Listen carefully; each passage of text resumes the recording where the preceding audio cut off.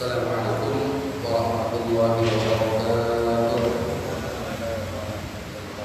Alhamdulillahirabbil alamin. Wassalatu wassalamu ala asyrafil anbiya'i wal mursalin sayyidina wa maulana Muhammadin wa ala alihi wa sahbihi ajma'in. Subhanaka la ilma lana illa ma 'allamtana innaka antal alimul hakim. Wa la hawla wa la quwwata illa billahil aliyyil 'azim. La haula wa la quwwata illa billahil aliyyil 'azim. La haula wa la quwwata illa billahil aliyyil 'azim. Rabbi shrah li sadri wa yassir li amri wahlul 'uqdatam min lisani yafqahu qawli. Qala al-muallif rahimahullahu ta'ala wa nafa'ana bihi wa bi'ulumihi fid dharain amin. Mukhalafatun lil hawadith. Alhamdulillah, segala puji bagi Allah Subhanahu wa taala yang telah memberikan kita kesempatan, kekuatan sehingga kita dapat melaksanakan rangkaian-rangkaian ibadah pada waktu ini, yaitu menunaikan kewajiban kita sebagai orang Islam, salat fardu berjamaah, yaitu salat maghrib. Mudah-mudahan Allah Ta'ala selalu memberikan kita kekuatan untuk selalu berbuat taat dan ibadat kepadanya. Amin Allahumma amin. Menyambung kajian kita yang telah lalu, yaitu tentang sifat Allah. Ada 20 sifat yang wajib kita ketahui bagi Allah Subhanahu wa taala. Ada 20 sifat.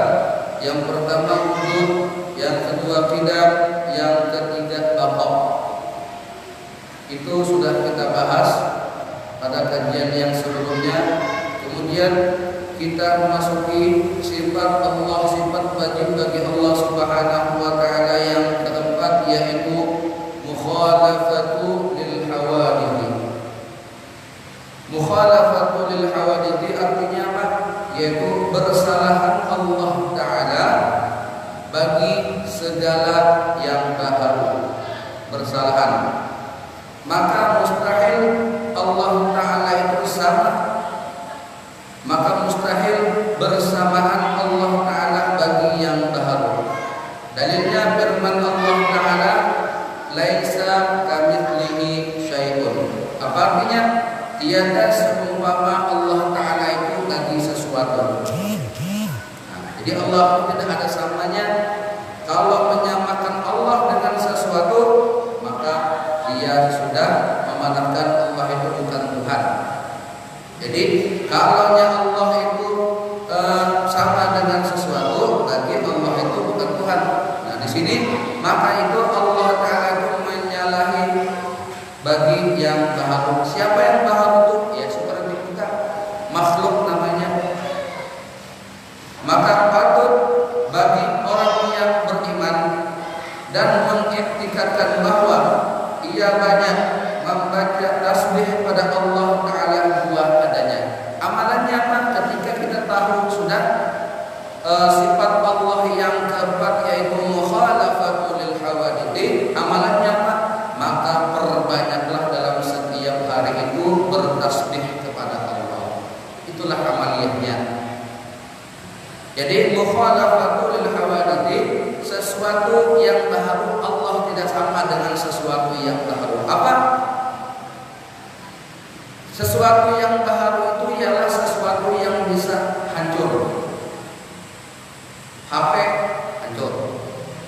Asalnya ada, diadakan kemudian hancur dan lagi. Nah itu sesuatu yang tidak awet. Itu namanya hawadith baharu.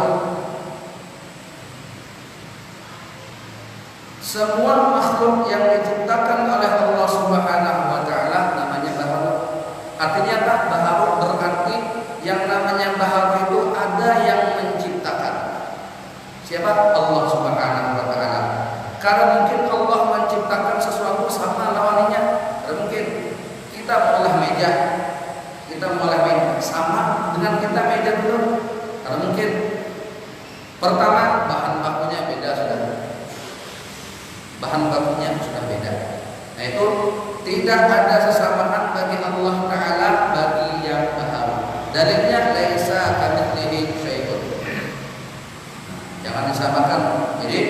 sama kita ketika kita berkeyakinan bahwasanya Allah Subhanahu wa taala menganggap sesuatu itu bisa memberi bekas, memberi apapun sesuatu yakin di hati, maka itu sudah menyimpang. Ada pohon ganal, duduk di bawah pohonnya, memberi sesajen ke pohon tersebut.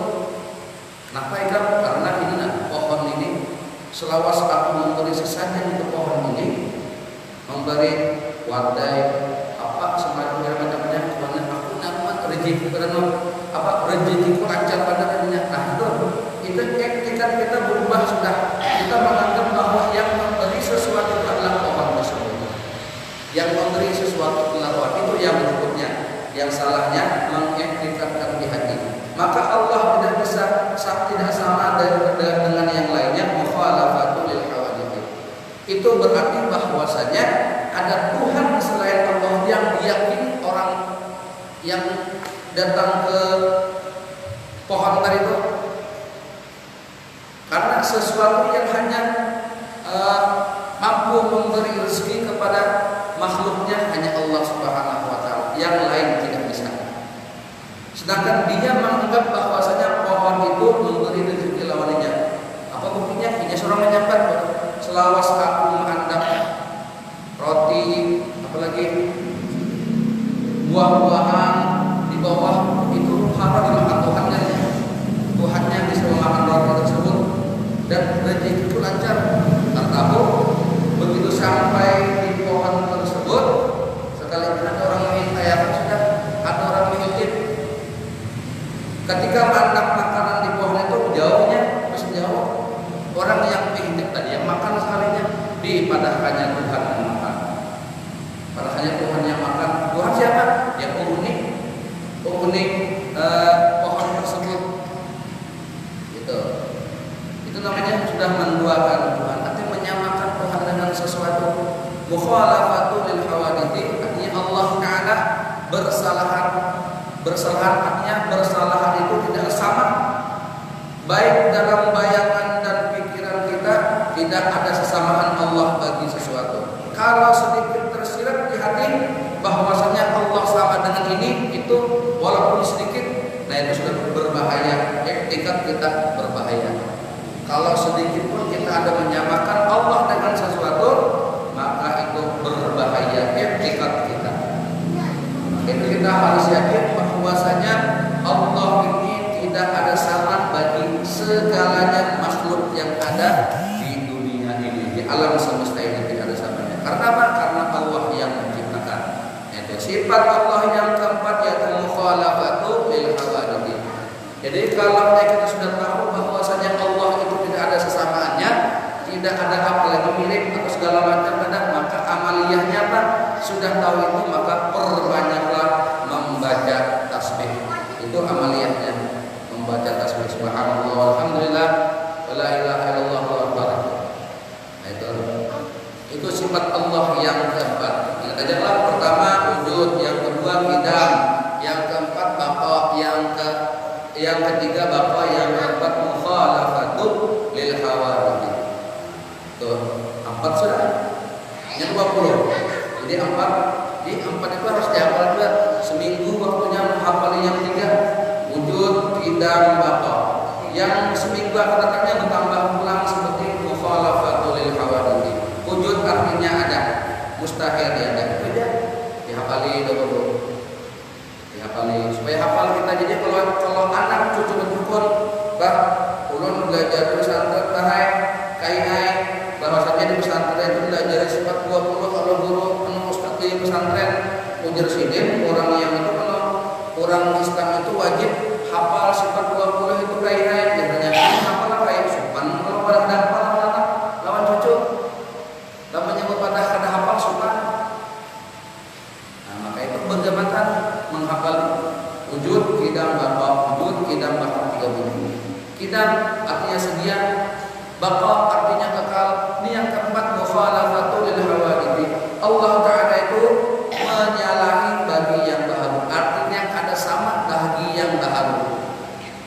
besar seperti kita ini.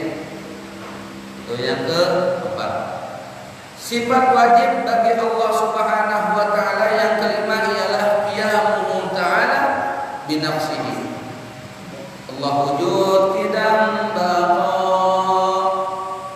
mukhalafatuhu lil hawaditsi qiyamuhu binafsihi wahdaniyat qudrat iradat ilmu hayyan sama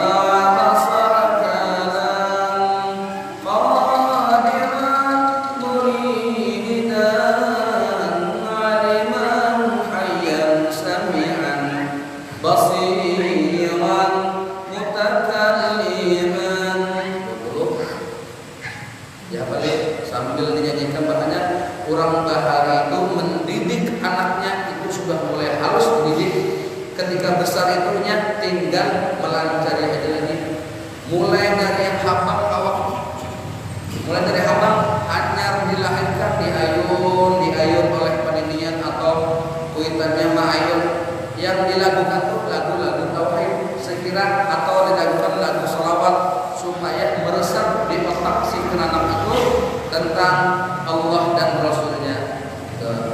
Sambil ma'ayun anak sambil menggendong anak baca sholawat lagu sholawat sambil menggendong anak baca sifat 20 kalau dia hafal namanya ada hafal barang di buku sudah bertulis sudah bapak sampai hafal hanya untuk bukunya.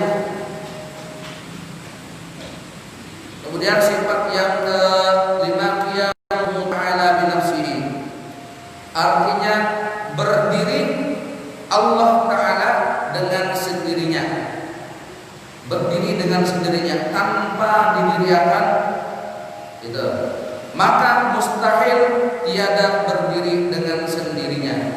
Artinya apa? Allah Ta'ala itu berdiri sendirinya mustahil ada yang menghidupkan atau mendiriakan itu mustahil. Dalilnya firman Allah Ta'ala innallaha la ghaniyyun 'anil 'alamin artinya bahwasanya Allah Ta'ala yang maha kaya daripada sekalian alam maka patut bagi orang yang beriman mengiktikadkan bahwa ia menyatakan hajatnya dan pikirannya kepada Allah Subhanahu wa taala. Amaliyahnya dalam sehari-hari bagaimana ketika kita tahu bahwasanya sifat Allah Ta'ala qiyamuhu ta'ala binafsihi makanya setiap ada sesuatu mintalah kepada Allah. Setiap ada kesusahan mintalah kepada Allah. Setiap ada sesuatu yang membuat kita merasa tidak sanggup merasa padahal sesuatu yang diberi oleh Allah Ta'ala itu adalah sesuatu yang anugerah. Sakit kah, nyaman kah, ada kah itu adalah tapi kita merasa bahwasanya ya Allah karena sanggup lagi menerima cobaan seperti ini ulun meminta kepada pihak Allah ringankanlah cobaan yang menerpa minta dengan Allah jangan meminta lawan hukum atau segala macamnya. Kalau kita ada hajat di dunia dan akhirat minta kepada Allah Subhanahu wa taala dan pikiran kita selalu ingat kepada Allah Subhanahu wa taala baik dalam keadaan berduduk, berabah dan berdiri. Semuanya pikiran kita tertuju kepada Allah Subhanahu wa taala. Artinya selalu ingat dengan Allah Subhanahu wa taala. Itu amaliyah qiyamuhu ta'ala binafsihi. Berdiri Allah taala dengan sendirinya. Tidak ada yang mendiriakan. Amaliyahnya ialah selalu meminta kepada Allah, jangan meminta kepada yang lain, dan selalu pikiran kita hanya kita tuju kepada Allah Subhanahu wa taala. Kalau sudah pola pikiran kita semuanya kepada Allah Subhanahu wa taala, artinya kita selalu ingat kepada Allah Subhanahu wa taala, insyaallah kita aman, nyaman, selamat. Selalu Allah Ta'ala yang dipikirannya, yang diingatkannya hanya Allah Subhanahu wa Ta'ala. Aman itu. Kalau kita ada permintaan, mintalah kepada Allah Subhanahu Jadi ada orang anak menyalah-nyalahkan orang ziarah ke kubur, katanya bapak ziarah ke kubur minta lawan penghuni kubur jadinya. Itu jadinya padahal kita kan diminta sama lawan yang ada di kubur, lawan ulama atau orang soleh yang ada di kubur itu nah. Kita kan diminta sampai sini itu ada, kita minta sama Allah Ta'ala juga. Kita minta sama Allah, cuman tempatnya di situ ya saja. Kalau orang yang ada petunjuk itu sudah menyalahkan sesuatu yang menurutnya salah, kadang-kadang datang kita ke kuburan, ke kuburan untuk musyrik jadinya. Kenapa? Orang yang beriman dilarang minta ke kuburan. Yang minta ke kuburan siapa? Kita semua datang ke kuburan itu mendoakan orang yang ada di kubur dan meminta kepada Allah Subhanahu wa Ta'ala. Itu bukan meminta lawan kuburan. Siapa itu? Banyak kayak kalau punya dicari ada itu banyak itu. Ya, ujung-ujungnya apa? Orang ziarah diharapkannya dipatahkannya macam-macam lah. Pokoknya ada boleh yang ziarah itu karena dianggapnya meminta lawan kuburan. Kayak orang yang datang ke sana dianggapnya ada kebutuhan menjadi meminta lawan kuburan. Jadi orang datang ke kuburan itu minta sama Allah Ta'ala juga, minta sama Allah Ta'ala. Cuman berkah daripada orang yang ada di kubur ini karena dia orang mulia, orang yang kita anggap mulia waktu beliau hidup, lalu kita minta sama Allah Ta'ala. Dan jangannya ibarat kita meminta lawan pemimpin itu, nah kita pegawai lawan pimpinan, anak minta sesuatu lawan pimpinan kita bawa apa jaminannya kita bawa. Kalau pemimpin itu lawan bos turun anak bos saya kayak ya kan, jaminannya dia harus bawakan. Ini jamin bosnya urun jujur ini jaminannya. Kayak itu juga ya Allah, urun minta sesuatu ya Allah, urun minta sesuatu ya Allah berkat yang ada di kubur ini berkat orang mulia yang bersemayam atau bermakam di kubur ini ya Allah, berilah urun apa misalnya itu mintanya sama siapa? Sama Allah Ta'ala. Lain dengan kuburan lain, hubungan dengan kuburan itu lalu disalahkannya, dianggapnya kayak itu, disaperatakannya. Lain pun yang orang buka dukun itu lain biasanya ke mana itu Gunung Lawu, biasanya anak meminta kesulian segala macam. Nah itu jujur, jangan disalahkan, itu jujur yang meminta. Aku ada yang minta sama nujudnya, minta sama Allah Ta'ala itu hanya lain kisahnya itu tata caranya berbeda, sesuatu yang diharapkan itu jujur. Ayo hak mencalahkan itu terserah dia. Tapi kalau orang yang berziarah ke kubur semuanya meminta kepada Allah Ta'ala, semuanya meminta kepada Allah Ta'ala. Pertama didoai Allah, ampunilah dosa-dosa orang yang ada di kuburan ini ya Allah. Kan gitu. Itu namanya kita meminta ampun kepada Allah, meminta kepada Allah Ta'ala, memintakan ampun dengan orang yang ada di kuburan ini. Nah ya Allah, dengan berkat kemuliaan orang yang ada di kuburan ini ya Allah, berilah ulun duit misalnya, ulun ya Allah ulun minta duit 1 miliar berkat yang ada di kuburan ini. Kenapa? Karena mintanya sama Allah Ta'ala. Itu Selawi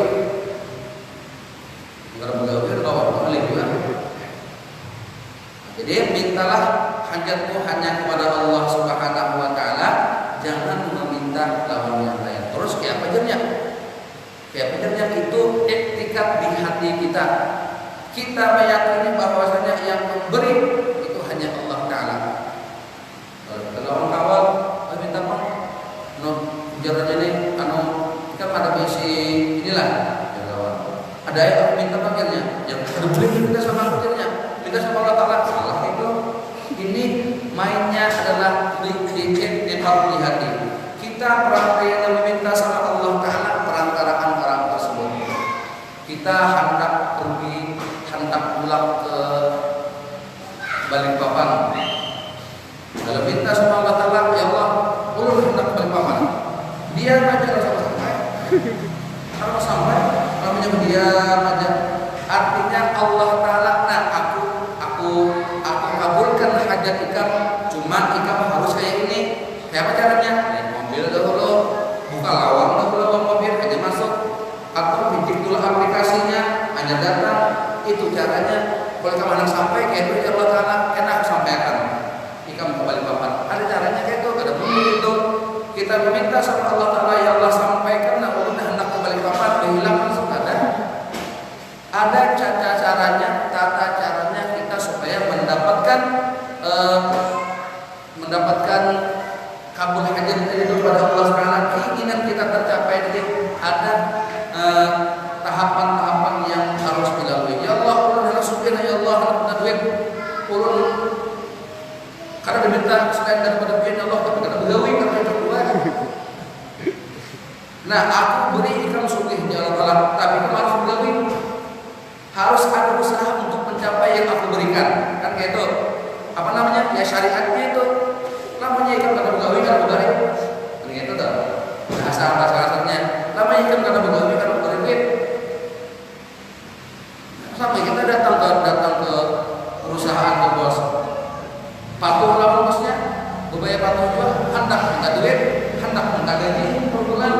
Siapa yang menjadi pegawai kami sama aku, hendak minta gaji, kenapa judulnya? Jadi Allah Ta'ala memberi rezeki itu harus ada usaha orang tersebut untuk mendatangi rezeki tersebut. Rezeki apa yang halal tersebut. Artinya ada usaha, kecuali ketika kita sudah berusaha namun tidak sesuai dengan apa yang kita minta sama Allah Ta'ala, itulah yang terbaik diberikan oleh Allah Ta'ala. Kita minta duit 1 miliar, berdoa nih, jangan tanggung karena berdoa itu sudah anak 1 triliun gak apa karena berdoa. Masalah dibari atau ada itu terserah Allah Ta'ala. Allah Ta'ala paling mengerti, paling tahu dengan keadaan kita. Namanya Allah Ta'ala berikan 2 juta itu banget, berarti sesuatu yang kita perlukan itu. Kenapa? Seandainya aku kabul ketika aku memberi ikram sesuai dengan permintaan kami, yaitu 1 miliar aku berikan, maka itu bisa lupa lawan Allah. Kita meminta ya Allah, ulun meminta duit 1 miliar, diberi Allah Ta'ala 1 miliar, nanti kamu bisa lupa dengan aku. Ketika kita minta 1 miliar, aku beri 2 juta, aku beri 2 juta, akhirnya kenapa? Kita meminta lawan aku enak. Kan selalu ingat kepada namanya aku bari 1 miliar langsung ikan bisa lupa sama aku, ikan bisa lupa lawan aku. Maka itu aku tidak memberi apa yang engkau minta, tapi aku memberi apa yang engkau butuhkan. Aku memberi apa yang engkau butuhkan. Aku tidak memberi apa yang engkau minta, tetapi aku memberi apa yang engkau butuhkan. Itu. Jadi berdoa selalu kepada Allah Ta'ala, meminta selalu kepada Allah Ta'ala. Seandainya apa yang kita minta tidak sesuai, itulah yang ada di kebutuhan kita, bukan kebutuhan yang lain atau kebutuhan yang itu. Jadi intinya apa? Disyukuri atas apa yang Allah Ta'ala berikan. Kalau hanya kada syukuri, malah repotnya. Tahun kemarin jadinya dapat bungkusan nasi, bungkusan daging 3 bungkus. Tahun ini sebungkus aja. Tahun ini sebungkus aja. Kenapa tahun ini sebungkus? Karena tahun kemarin kita ada bersyukur dengan 3 bungkus tersebut. Ada bersyukur. Kemana? Wah, 3 bungkus tahun ini jadinya kemarin 4 bungkusnya. Ada bersyukur ya. 3 bungkus ini akhirnya dapat langsung bungkus aja. Tahun yang akan datang ini kada bersyukur ulang. Tahun ini sebungkus dapatnya kemarin dapat 3 bungkus. Akhirnya apa? Tahun yang akan datang dapat sekali. Kada bersyukur yang seperti ini. Seandainya disyukuri yang seperti ini, alhamdulillah dapat sebungkus. Itu maknanya rada dapat lalu ya. Itu nggak ada disyukuri. Melihat yang di bawah bukan melihat yang di atas. Kalau hanya kita melihat di dalam hal duniawi, melihat memandang ke atas, maka tidak ada syukur. Kada bakalan kita mau bersyukur karena yang dilihat di atas saja. Kalau urusan duniawi, kalau urusan duniawi yang kita pandanglah yang di bawah. Baisi sepeda, pandang orang yang berjalan batis. Orang yang berjalan batis, pandang yang orang yang kada bisa berjalan. Itu aja. Yang kada bisa berjalan, pandang orang yang ada hobi hilang. Itu aja lagi. Akhirnya apa? Ada sombong. Pertama, kamu mensyukuri apa yang diberi oleh sedikit banyaknya syukur kepada Allah Ta'ala. Diberi Allah Ta'ala ini alhamdulillah, diberi Allah Ta'ala duit 500.000, syukur itu. Namun sana pernah dapat duit sama sekali, alhamdulillah dapat 2 bungkus daging misalnya, yang depan dapat 1 bungkus saja, alhamdulillah. Itu mensyukuri, akhirnya tahun yang akan datang bertambah karena tahun kemarin bersyukurinya. Kenapa jadi berkurang aja? Yang asalnya 3 bungkus, tahun yang akan timbul 2 bungkus, pemamain pulang 2 bungkus saja jadinya. Tahun kemarin makan 3 bungkus ya, itu nanti bersyukuri. Itu akibat yang akan datang itu berkurang, akhirnya apa? Karena jurungnya lagi kurang. Kenapa nih kosong akhirnya? Alih betul Allah ini aja penganunya apa tuh? Ngalih pokoknya pendapatan ngalih pendapatan jadi ada uang, ada daya menjual sapi daripada kami jadinya. Itu istilah dimuntung aja. Padahal kalau Allah kita bandingkan, kenapa kita karena kita harus bersyukur dengan diberi oleh Allah Ta'ala itu. Yang asalnya banyak jadi sedikit, bersyukur itu seandainya bersyukur bertambah tak? Seandainya bersyukur bertambah. Apa bersyukur? Nikmat tersebut. Nikmat itu apa? Ada berupa duit, ada berupa. Yang namanya nikmat itu bukan hanya berupa materi, duit, bukan itu. Bukan hanya itu, banyak. Awak sehat itu nikmat juga, mata bisa memandang nikmat juga, untung kabupaten bisa makan, bisa merasakan padas, manis, asin segala macam, itu nikmat. Itu jangan lupa orang mensyukuri hal seperti itu. Tahunya yang namanya nikmat itu duit terus tahunya, padahal nikmat itu banyak. Yang terutama nikmat yang paling besar diberi oleh Allah Ta'ala ialah nikmat iman dan Islam. Itu nikmat yang paling besar, dan nikmat kita dijadikannya umat Nabi Muhammad SAW. Itu yang luar biasa nikmatnya, yang tidak dapat yang mana umat-umat yang terdahulu berdiri lawan umat Nabi Muhammad yang luar biasa itu. Kita bersyukur di situ banyak. Sebenarnya banyak yang kita syukuri ini banyak, cuman kita ada mau memikirkan hal itu. Tahunya apa yang dihadapan itu maksudnya batis kalau berjalan. Batis kalau berjalan, untuk umurnya masih lawat pegang. Nah itu termasuk nikmat yang luar biasa diberi oleh Allah Ta'ala. Sudah mau lagi kali berapa sudah. Itu jadi qiyamu ta'ala bi nafsihi, berdiri Allah Ta'ala dengan sendirinya. Itu. Kemudian jadi amaliyahnya itu selalu meminta hanya kepada Allah Ta'ala dan selalu ingat dengan Allah Ta'ala, pikiran kepada Allah Ta'ala. Kemudian yang selanjutnya 5 ke 6 wahdaniyah. Wahdaniyah itu ialah artinya Allah Ta'ala itu Maha Esa, tunggal. Zatnya dan esa sifatnya dan esa pada fi'ilnya atau af'alnya. Maka mustahil berbilang tunggal. Ada mungkin Allah Ta'ala itu berbilang, arti berbilang banyak. Tuhan beranak, Tuhan bisa di sana. Ada itulah, ada atau fi'ilnya. Dalilnya firman Allah Ta'ala, qul huwallahu ahad. Apa artinya? Katakan oleh ya Muhammad, Allah Ta'ala itu Tuhan yang esa. Qul huwallahu ahad, Allahu samad, lam yalid. Allah Ta'ala tidak diberanakan, wala yulad, dan juga tidak beranak. Tunggal, itu esa namanya. Maka patut bagi mukmin yang mengiktikkan bahwa ia melihat apa?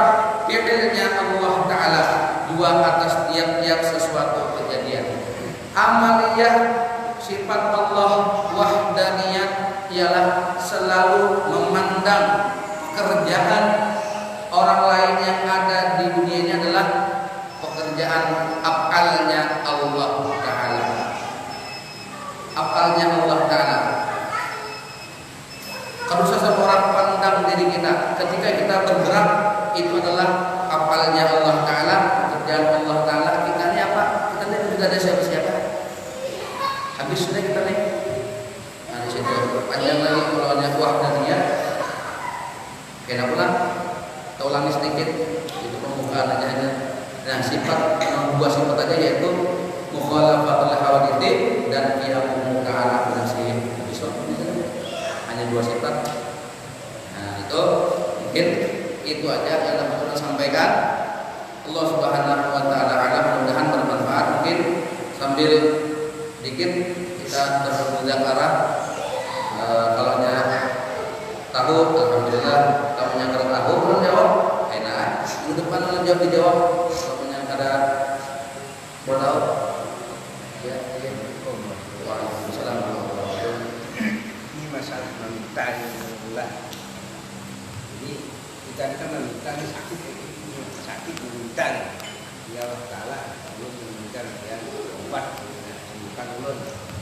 Tapi kita obat ini di dalam hati dunia kita itu obat bagi orang dukun ya baik ya kita sembuh lah ya itu ini kesalahan lah kira-kira ya. Sesuai dengan hadis tadi, tidak akan diampuni orang yang beriman di malam nisfu Sya'ban. Pertama, di antaranya yang tidak diampuni adalah orang yang datang terkubur dan percaya dengan pandiran hukum tersebut. Itu pertama, itu hukum sudah itu kenapa digugat. Jadi bawahnya lagi tidak. Bagaimana kalau dia pindah itu tidak datang ke dukun, obat lawan dukun, ternyata baik dengan pandiran hukum, dengan obat ke dukun tadi itu. Itu yang pertama, kita berniat jadi kalau memang tidak ada lagi cara untuk menyembuhkan, artinya obat segala macam ini, dokter ini sudah, dokter itu sudah, segala macam, ada lagi situ lagi yang belum, lawan si itu lagi yang belum, lalu kita mencoba datang ke sana, berniat untuk berobat, minta kesembuhan kepada Allah Ta'ala, perantara orang itu. Kecuali ketika sampai di situ kita disuruh untuk menyekutukan Allah, itu yang haram, menyekutukan Allah. Ada apa lagi perjanjian? Nah, KPK namanya ikan baik, sebenarnya kita harus janji bahwasanya yang membaiki itu adalah aku, yang menyembuhkan itu aku, janji kamu. Karena boleh haram hukumnya ke situ. Nah, lebih baik kalau orang bahari adalah sedikit kita mau kasih tahu. Jadi kalaunya setiap sesuatu yang diberikan Allah Ta'ala, baik itu penyakit, pasti ada obatnya. Karena memang belum ketemu aja. Jadi kayak hukumnya tadi itu, kalau hukumnya dengan niat untuk berobat yang menyembuhkan kepada Allah Ta'ala, perantara orang itu kan obat. Tapi kalau hanya sampai di sana sudah menyalahi sesuatu, itu haram hukumnya. Jadi lebih baik sebenarnya semua kita ke dokter gitu juga. Kita ke dokter, berniat kita datangi dokter, anak berobat ke dokter. Ya Allah, ulun anak berobat ke dokter, anak meminta kesembuhan kepada Engkau ya Allah, perantaraan dokter tersebut sembuhkanlah ulun. Itu nah, berniat itu datang ke dokter, insyaallah baik kan? Karena apa? Kita yakin bahwasanya yang menyembuhkan Allah Ta'ala bukan dokter tersebut atau obat tersebut. Obat lawan dokter itu hanya perantaraan kesembuhan Allah Ta'ala. Jadi berniat seperti itu namanya kita meminta hanya kepada Allah Ta'ala. Ya itu di dalam hati mainnya, bukan dimuntung. Jangan dimuntung dipatarakan. Dokter, benar. Kayak itu bang, benar. Ingatlah, dokter lah, dokter menyembuhkan Allah Ta'ala. Jangan juga gitu. Rekodnya panjang untuk lahir dokternya kan. Ternyata baik ada ya dokter. Kalau itu terus dibahas, kita cukup kita di dalam hati bahwasanya yang menyembuhkan itu adalah Allah Subhanahu wa Ta'ala. Dokter ini hanya perantara. Dulu berkorban, indah, ulun itu dianu diketahui orang, ya. Korban, ulun diketahui orang, serahkan. Itu kan temu korban ada ya, yang itu berkorban, berarti dia berkorban. Maka hukumnya itu, hukumnya boleh berkorban, ada yang orang. Kita sudah berniat bahwasanya hanya korban diserahkan korban atas nama Sudah, itu yang diperintah. Yang ketika kita menyembelih itu kan memperjelas bahwa yang berkorban ini si A, ini si A. Cuman niat kita sudah menyembelih itu apakah walaupun kita mengarang ada apa? Cuman yang itu supaya memperjelas bahwasannya ya Allah ini si korban ini si fulan bin si fulan nih namanya binatang hewan korbannya. Boleh gitu. Cuman yang bagusnya tuh sambat. Kenapa? Ini bagian daripada syiar. Bagian daripada syiar Allah Ta'ala bahwasanya ada bapak yang disambat, si anak tuh nyumbang naik kamu bilang jangan gitu. Si anak tuh korban ikan kamu bilang, gitu. Ada bapak sana yang disebut garau juga. Kemudian kurban itu adakah syarat-syarat tertentu yang kurban itu nah? Ini hewan apakah ada kali kan kita kira adakah? Karena kalau melihat ada kurban itu kan dikir lah, disuka dia di kembang lah, jadi makan dengan kain putih. Adakah tertentu kira-kira Kalau yang hukum yang syariat sebenarnya itu tidak ada kayak memang itu ada syarat-syarat apa? Itu tidak menjadikan syarat orang yang anak berkorban baik itu hewannya harus mandi, ada syaratnya itu hanya perlakuan adat dari para kampung tersebut. Beda kampung yang lain bisa beda juga. Antara para payalan itu bisa beda juga. Kalau di Mantapura biasa aja sudah. Untuk BKM bersama itu sudah. Kalau di beberapa daerah orang terus semangat turunnya musuh atau sebelumnya mulai deh. Banyak benar apa nyawarnya. Gimana Bapak? Hendak mandi, ya memang bagus, memang disuruh ada disuruh gini hewan-hewan itu hewan pilihlah hewan yang sehat, yang bagus. Ya kan, mungkin pemikirannya yang bagusnya harus dimandii supaya bagus kelihatannya itu. Artinya tidak ada permasalahan itu, walaupun kita mengker hewan langsung datang sembelih langsung biar apa juga. Tidak masalah, terserahnya lagi anaknya apa, anak memperlakukan yang jelas kalau anak membuat ritual seperti itu tidak masalah asal jangan menyalahi syariat ya, menyalahi syariat. Kalau menyembelih itu kan diharuskan itu kan harus jahar kah atau di dalam hati aja? Yang menyembelih ini kan di dalam hati aja. Keluar atau kan harus jahar. Kan bacaan itu anggap baca. Cara baca caranya membaca itu istilah kalau membaca itu kadang mesti harus binari. Si anu adanya karena seandainya berusaha ada masalah yang penting dia bahwasanya kita punya diniatkannya bahwasanya hewan kurban inilah yang berkurban si A bin si A si A bin si A si A bin si A. Itu aja diniatkannya bacanya itu ada masalah walaupun ada binari nggak masalah. Nah, yang jelas bahwa tidak ada permasalahan. Nah memang di setiap masjid atau itu ketika hewan itu dibawa pasti akan diumumkan gitu. Ini adalah hewan kurban untuk si A bin si A atau hewannya kan gitu. Jadi proses berikutnya majalah tinggal berniatkan aja ya Allah karena berniatkannya hewan kurban ini Allah sebenarnya harus nama yang disebutkan itu selesai. Itu ya banyak penjelasannya.